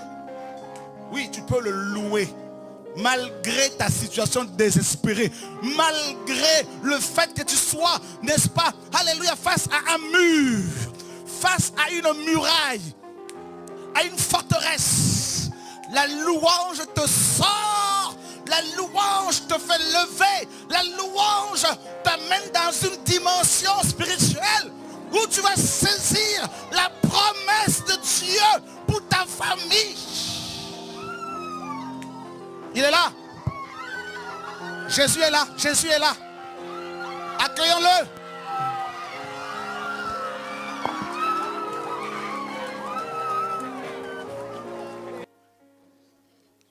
Nous avons besoin de sa présence. Et il ne peut pas y avoir la présence de Dieu dans une famille, dans un ministère, si on n'est pas dans la louange. Louer, ce n'est pas forcément quand on va jouer les instruments. Louer, c'est être reconnaissant envers le Seigneur. Et cette reconnaissance se traduit d'abord par l'obéissance. Vous voyez, c'est ça la vraie louange. Quand nous obéissons à ce que Dieu dit dans sa parole. Et Dieu est ainsi loué. Vous voyez? Et ici, le psalmiste dit, louez Yahweh, invoquez son nom. Invoquez le nom de Dieu. Ça paraît simple, hein? Mais pourtant c'est la base de toute chose. Joël 2 nous dit, quiconque invoquera le nom du Seigneur sera sauvé, délivré, guéri, restauré. Parce que dans le mot salut ici, dans Joël 2, il y a la notion du salut, de la guérison, de la sûreté, la restauration. Voyez, quiconque invoquera le Seigneur. Et Paul, quand il va écrire cette lettre, la première épître de Paul aux Corinthiens, il dira, n'est-ce pas, il y a des témoignages ici qu'on va écouter tout à l'heure, mais je vais d'abord libérer toutes ces choses que Dieu me donne, n'est-ce pas, pour ne pas oublier. Donc, dans le psaume 105, il est dit, louez l'Éternel, invoquez son nom, faites connaître parmi le peuple ses hauts faits. Faites connaître parmi le peuple ses hauts faits. Qu'est-ce que Dieu fait dans nos vies? Qu'est-ce qu'il a fait dans ta vie? Eh bien, il faut les faire connaître. C'est ça aussi la louange. Voilà ce que Dieu fait dans ma vie. Voilà ce qu'il a fait dans ma vie hier, aujourd'hui. Et demain, il fera encore. Et c'est ça la louange, frères et sœurs. C'est pas quand on va tout le temps voir les hommes pour prier pour nous, tout ça. C'est pas ça. Apprenons à louer Dieu. Alléluia. Et il dit, mes amis, chantez en son honneur. Alléluia, gloire à Dieu. On ne chante pas pour les hommes. Non. En l'honneur de notre Dieu. Parlez de toutes ces merveilles. Glorifiez-vous de son saint nom. Oui, nous pouvons nous glorifier du nom de notre Dieu que nous avons, frère. Il nous a donné son nom, frère. Vous vous rendez compte? Wow. Tout à l'heure, il est rentré. Hein? Il marchait ici. Voilà. Waouh, Seigneur. C'est terrible, mes amis, terrible. Que le cœur de ceux qui cherchent Yahweh se réjouisse. Ayez recours à Yahweh et à son appui.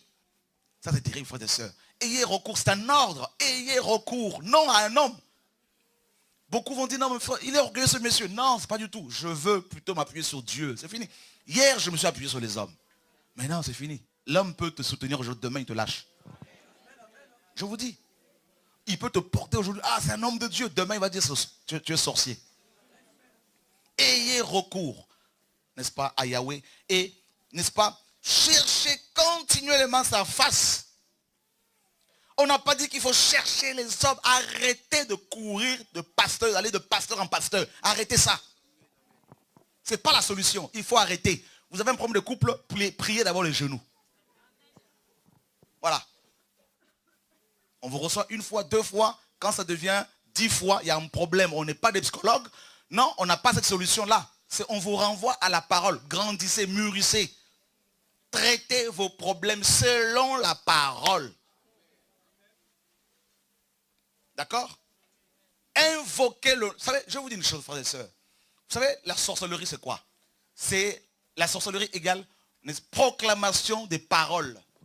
Des paroles, mes amis, incantatoires, des paroles de malédiction. C'est ça la sorcellerie. C'est quand on va invoquer des noms des démons. C'est ça la sorcellerie. Quand un sorcier envoûte, n'est-ce pas, fait des pratiques magiques, eh bien, il invoque des noms de divinités païennes, des démons, tout ça sur ses ennemis. Eh bien, quand Dieu nous demande d'invoquer ce nom, mes amis, c'est plus que ça. Ça veut dire que si tu es attaqué, si tu as des problèmes, quels qu'ils soient, tu dois te référer prioritairement, principalement au nom de notre Dieu. C'est ça le secret, il n'y a pas d'autre. Si tu le nom, c'est un grand homme de Dieu. Arrête, oublie-moi, laisse-moi tranquille. Laisse-moi avec mon Dieu. Moi aussi, quand on adorait tout à l'heure, moi aussi j'ai adoré, non? Voilà. le nom. Invoquer le nom de notre Dieu, c'est faire référence, mes amis, à sa grandeur. Son nom nous dit la parole, son nom est la parole de Dieu. Ça veut dire que quand les gens t'attaquent, quand les problèmes viennent, lève-toi devant ces problèmes, brandis la parole que Dieu t'a donnée. C'est aussi simple que ça. Quand les gens se lèvent et disent que tu vas mourir, toi tu te lèves, tu dis, je ne mourrai pas. Vous savez, quand David a combattu contre Goliath, Goliath est venu. Il a commencé à lancer des malédictions sur David en disant, vous m'envoyez un chien, je vais lui couper la tête. Oh, David a dit, non, non, tu viens devant moi avec la lance et le javelot, mais moi je viens contre toi. Au nom de qui? Oublie un peu ta famille là. Oh, au nom de mon père, non mais c'est pas ça. Au nom de apôtre, prophète, non, arrête ça là. Au nom de Dieu. Et son nom, c'est Yeshua. Frère, le nom de Jésus-Christ de Nazareth, il est terrible. Frère, n'invoquez pas ce nom si vous ne le craignez pas, ça ne marchera pas. Non. Faites référence à ce nom parce que vous le portez. Je veux dire aux sorciers, vous ne pouvez pas m'attaquer, vous ne pouvez pas m'avoir, vous allez attaquer, rien ne marchera. Vos flèches vont rebondir et ça va retourner contre vous. Vous savez pourquoi? Pourquoi? Parce que j'ai le nom de quelqu'un. J'ai le nom le plus glorieux. Quand on invoque ce nom, l'enfer tremble. Ce nom-là me couvre. Quand je dors, tu m'attaques.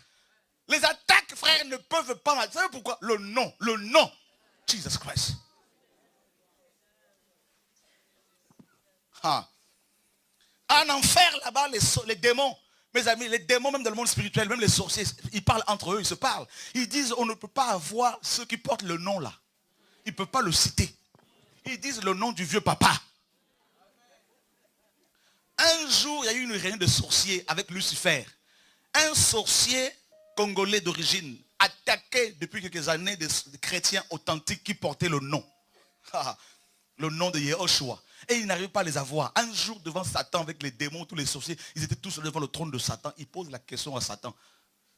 Maître, j'ai attaqué un groupe de personnes. À chaque fois, je tombais par terre. Je tombe par terre. À chaque fois, je les attaque. Ces hommes et ces femmes, je me retrouve par terre.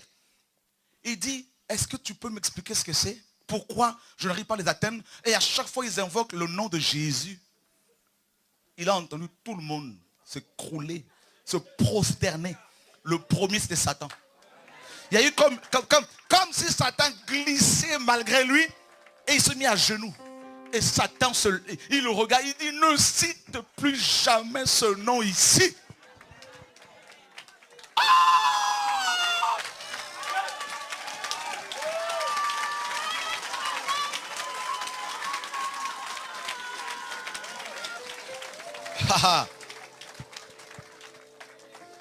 Tu veux expérimenter la guérison?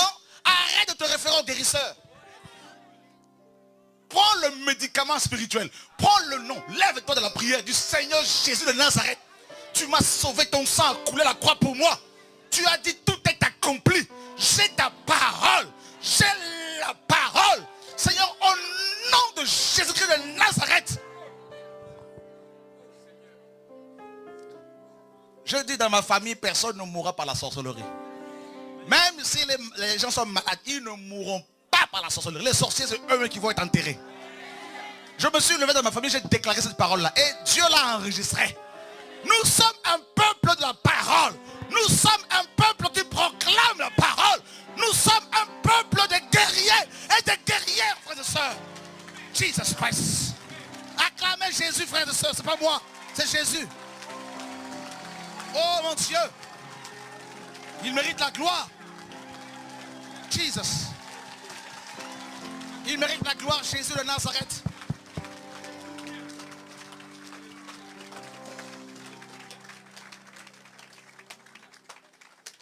Quiconque. Dans le quiconque là, il y a des Noirs, il y a des Chinois, il y a des Maghrébins, il y a des métis, il y a des femmes, il y a des hommes, il y a des petits, il y a des grands, il y a des pauvres, il y a des riches. Quiconque. Mais il n'y a pas les démons. Quiconque invoquera on fait appel à ce nom-là, quand les enfants du royaume céleste font appel à ce nom, notre Père se lève de son trône.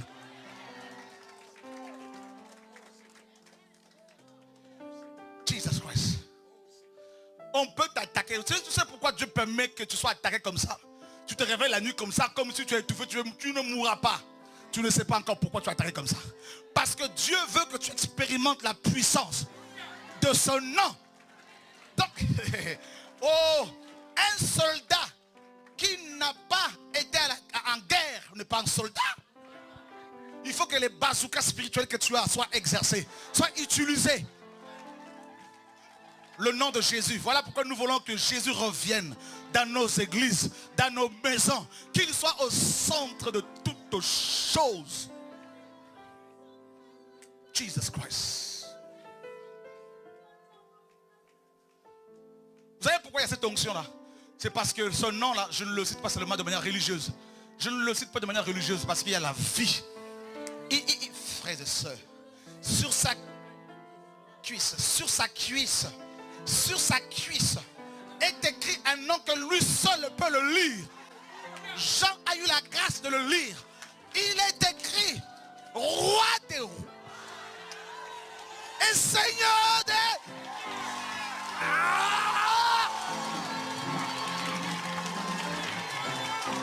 Jesus. Hey! Jesus, hallelujah. Hey! Hey, Jesus.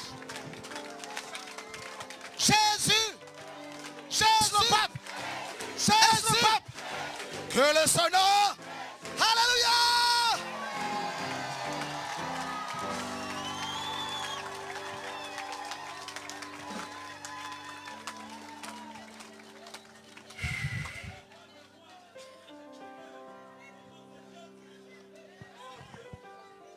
La star de stars.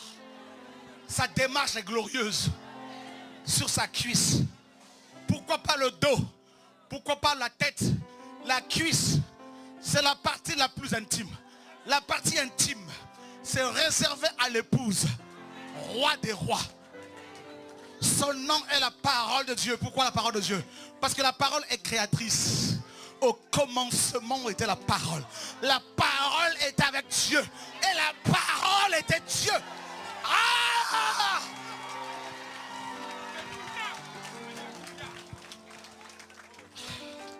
En elle était la vie. Et la vie était la lumière des hommes. La parole s'est faite chair. Oh mes amis. Elle s'est faite chair. Pourquoi? Parce qu'il fallait que celui qui a la puissance, qui avait la puissance de la mort, soit réduit à l'impuissance. La parole s'est incarnée. Et aujourd'hui, elle s'incarne en toi par le Saint-Esprit. Donc toi qui crains Dieu, quand tu marches comme ça, la parole t'environne. Quand tu dors, la parole t'environne. Quand tu te réveilles, la parole t'environne. Quand tu parles, la parole.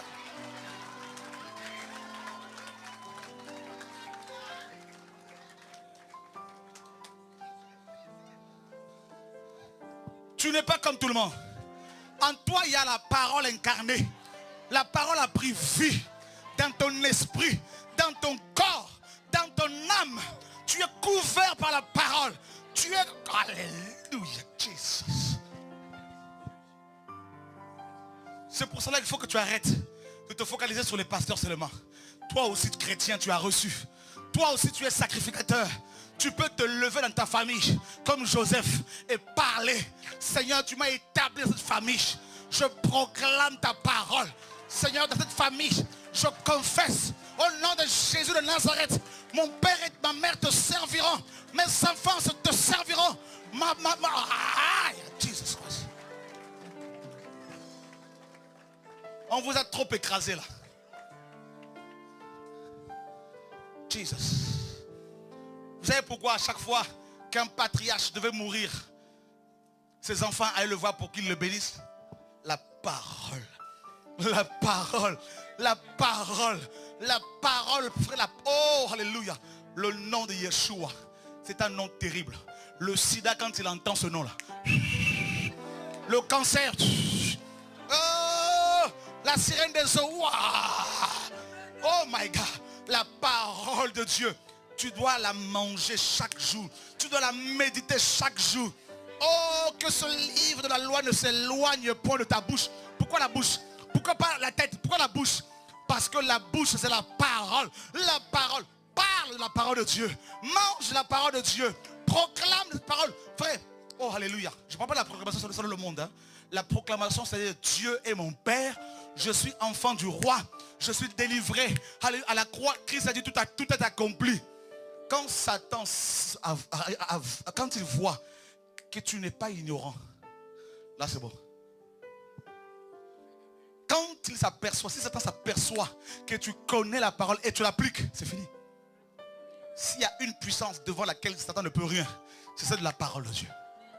Il ne peut rien contre la puissance de la parole. Quand les médecins vous disent vous allez mourir dans 6 mois, dites-leur avec tout le respect que nous vous devons, monsieur le médecin, nous avons été créés, vous et moi, par quelqu'un dont le nom est la parole de Dieu. Il est l'alpha et l'oméga. S'il n'a pas dit que je vais mourir dans 6 mois, je ne mourrai pas. Voilà pourquoi dans Psaume 118, il est dit, je ne mourrai pas, je vivrai et je raconterai.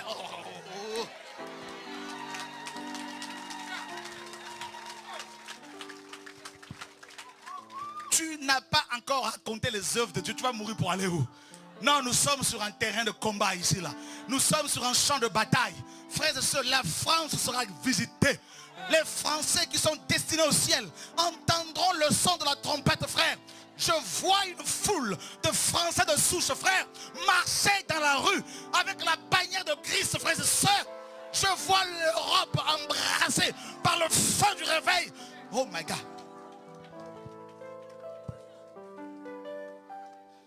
Qui t'a dit que la France est un pays difficile? Qui t'a dit ça? Ce n'est pas un pays difficile. Frères et sœurs, impossible. Tout est possible à celui qui croit. Tout est possible à celui qui croit. Tout est possible à celui qui croit. Sans la foi, il est impossible d'être agréable à Dieu. Parle à ton sida. Rappelle-lui que quelqu'un a versé son sang.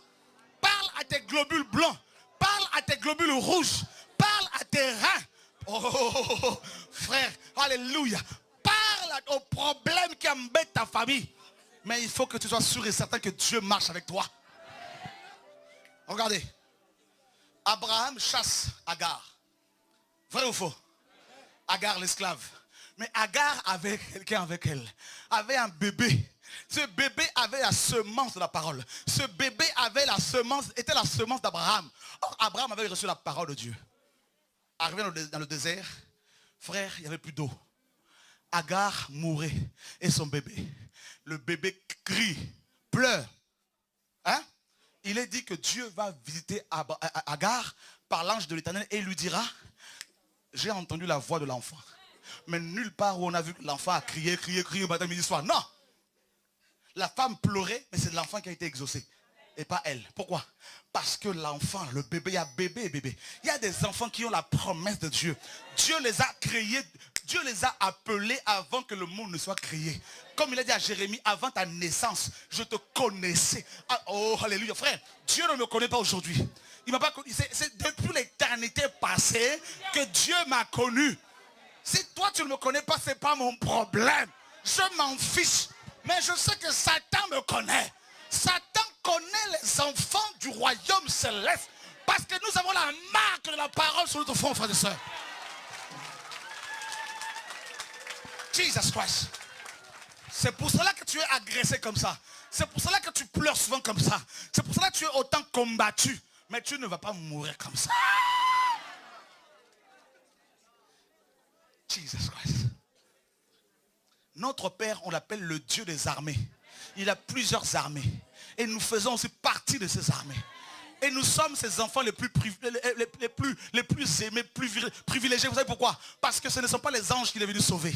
Il n'est pas venu sauver les démons, mais il est venu sauver les hommes. Oh mes amis, et les démons et nous l'avons abandonné. Mais il n'y a que nous que Dieu est venu récupérer, frère. Vous savez pourquoi? Qui est l'homme pour que tu te souviennes de lui? L'homme, la créature la plus parfaite, la plus merveilleuse que Dieu ait faite, frères et sœurs. Oh, voilà pourquoi Dieu est devenu homme. Tu te rends compte? Il n'y a pas, frère, il n'y a pas un combat que tu mènes que Dieu n'ait vaincu en tant qu'homme. Jesus Christ. La parole de Dieu. Voilà pourquoi ton mari qui te trompe là, tu vas le ramener par la parole. Tu vas rappeler à Dieu ses promesses. Tu vas dire, Père, il est écrit que personne ne sépare ce que tu as joint. Ni Satan, ni les démons d'adultère, ni les démons d'impudicité. Oh, alléluia.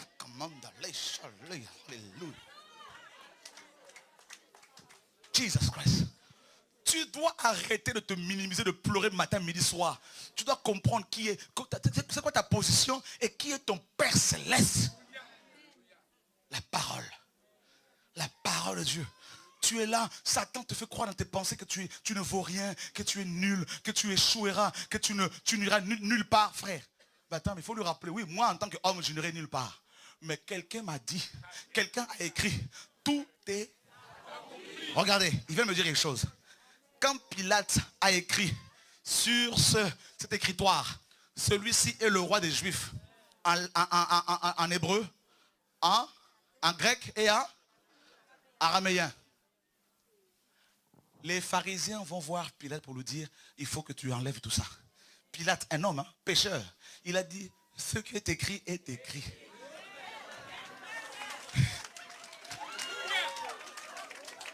Satan va voir Dieu pour dire, enlève le nom de telle personne de la Bible. Enlève, n'est-ce pas, la doctrine de la rédemption. Enlève le ciel de la Bible. Et Dieu lui répond, ce qui est écrit est écrit. Et il rajoute, alléluia, tout passera, mais mes paroles. Qui ne veut pas passer? Alors garde la parole de Dieu. Même si tu meurs, l'œuvre que Dieu a accomplie par ton ministère continuera de glorifier Dieu après ta mort. Les gens diront, il y a eu un homme de Dieu.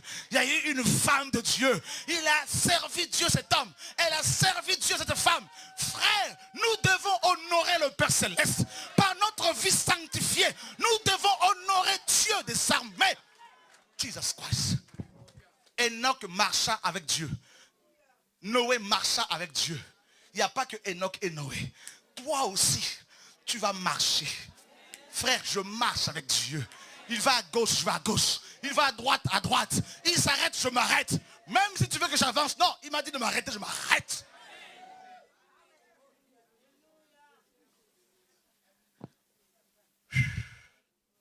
Faites vos réunions. Dieu mettra la confusion. Prophétisez contre les enfants de Dieu. Dieu va les briser. Creusez les tombes pour eux. C'est vous qui serez enterrés dedans. Et nous reviendrons prier pour votre résurrection. Parce que Dieu veut vous sauver. Alléluia. Dis à ton voisin, n'aie plus peur de la sorcellerie. Laisse les cafards tranquilles. Alléluia. Laisse les souris tranquilles. Arrête d'envoyer le feu partout. La foi reçoit la parole. Qui veut désormais consulter tout le temps le Seigneur? Seigneur, me voici. Mon mariage bat de l'aile. Seigneur, sauve-moi. Ah, ok, ma fille, maintenant tu as compris. C'est moi que tu viens consulter maintenant. C'est plus ton bishop. Ok. La nuit même, ton mari va se réveiller. Wow! Chérie, s'il te plaît. Me voici. Comme l'enfant prodigue, je reviens à la maison. C'est ça Jésus, frère. Alléluia. Vous savez, Dieu, s'il veut arrêter quelqu'un, mais nous sommes tous sur sa main. Il fait ça, c'est fini. Voyez, non? C'est fini. C'est pour cela qu'il a dit, bénissez ceux qui vous maudissent. Laissez-moi juger vos ennemis. Mais vous, bénissez-les. Qui veut bénir ses ennemis? Bénissez-les.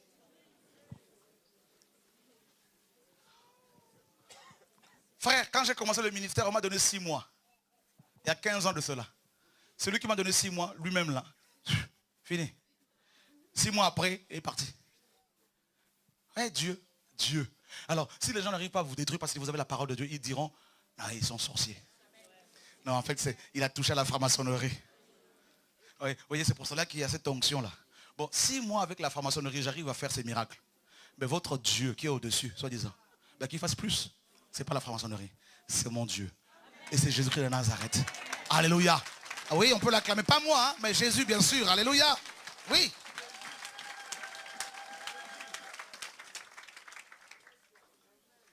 Les gens ont soif.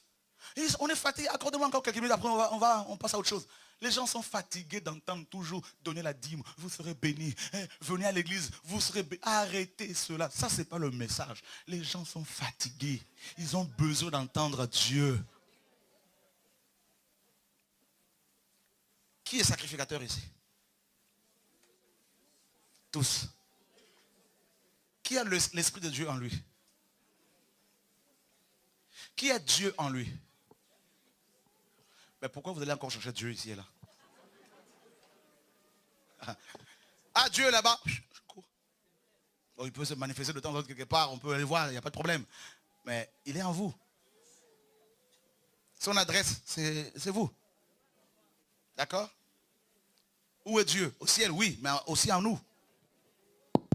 Il frappe. Il est là. Il te rappelle à quel point il t'aime. D'accord? À quel point? Parfois, je lui parle, je lui dis simplement, Père, je bénis ton nom parce que je vais vivre longtemps pour te louer. C'est tout. Un jour, je dormais comme ça, je me réveille, je vois Satan à quelques centimètres de mon lit. Ah, je lui ai dit, tu as été vaincu au nom de Jésus-Christ. Je me suis rendormi.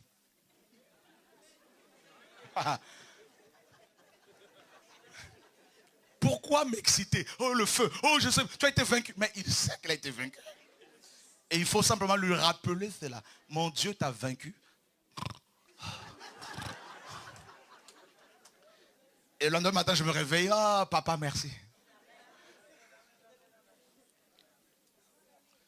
Parfois, quand tu invoques le Seigneur, c'est parce que tu as peur. Le feu ici, Seigneur. Oh, oh, oh, oh. Satan dit, oh Dieu, laisse-le moi là, 2 minutes seulement. Là. Dieu dit, non, non, il faut laisser. Il n'a pas cette connaissance. Alléluia.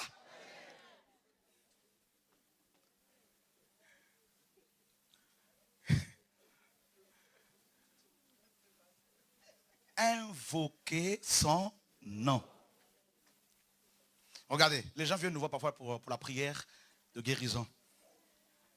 Et le Seigneur nous conduit d'une manière ou d'une autre. Hein? Tantôt d'une manière, tantôt d'une autre. Et parfois, il nous demande simplement de dire à la personne, va, tu es guéri. Et tu vois le regard, le visage de la personne. Hein?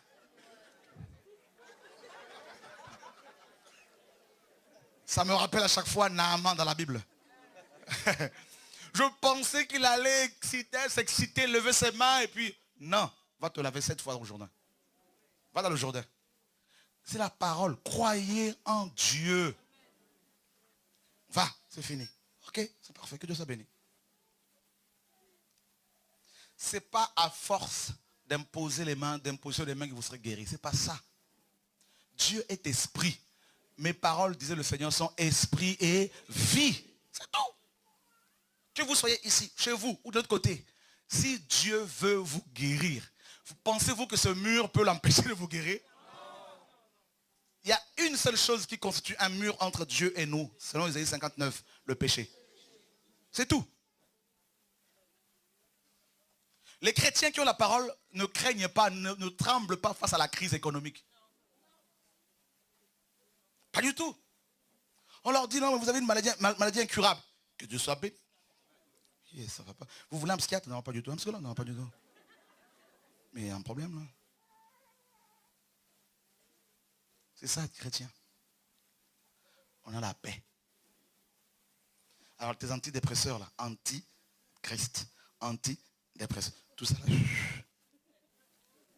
Maintenant tu vas prendre la parole qui est une solution, c'est la solution.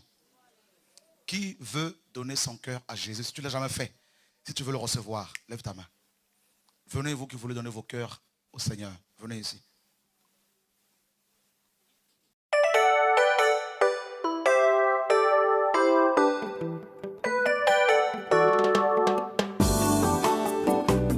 Du lever du soleil jusqu'à son couchant, que le nom de l'Éternel soit célébré. L'Éternel est élevé au-dessus de toutes les nations. Sa gloire est au-dessus des cieux, qui est semblable à notre Dieu. Seigneur Jésus, je te loue, je bénis ton nom et à jamais. Seigneur Jésus, je te loue, je bénis ton nom et à jamais. Seigneur Jésus, je te loue, je bénis ton nom et à jamais. Seigneur Jésus, je te loue, je bénis ton nom et à jamais.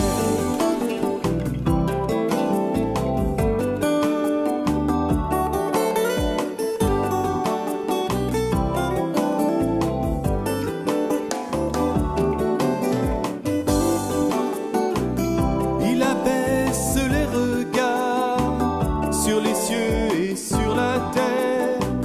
De la poussière, il retire le pot, du fumier, il le relève, pour les faire asseoir avec les grands de son peuple. Il donne une maison à celle qui était stérile, il en fait une mère joyeuse. Seigneur Jésus, je te loue, je bénis ton nom et à jamais. Seigneur Jésus, je te loue, je bénis ton nom et à jamais. Seigneur Jésus, je te loue, je bénis ton nom et à jamais. Seigneur Jésus, je te loue, je bénis ton nom et à jamais. À jamais, sois béni. À jamais, je te loue. À jamais, sois béni. À jamais, je te loue. À jamais, Seigneur Jésus, je te loue, à jamais, bénis ton nom et à jamais. à jamais, Seigneur Jésus, je te loue, à jamais, bénis ton nom et à jamais. à jamais, Seigneur Jésus, je te loue, à jamais, je bénis ton nom et à jamais. à jamais, Seigneur Jésus, je te loue, à jamais, je bénis ton nom et à jamais. à jamais, Seigneur Jésus, je te loue, à jamais, je bénis ton nom et à jamais. Je vais te servir toute ma vie, je vais te servir aujourd'hui, je vais te servir même demain, je vais te servir, oh mon roi. Je vais te servir toute ma vie, je vais te servir aujourd'hui, je vais te servir même demain, je vais te servir, oh mon roi. Je vais te servir toute ma vie, je vais te servir